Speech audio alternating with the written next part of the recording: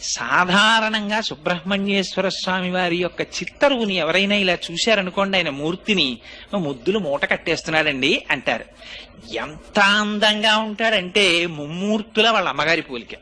అంటే మరో మాటలో చెప్పాలి అంటే పార్వతీదేవి పోలిక. అంత అందంగా ఉంటాడు ఆయన.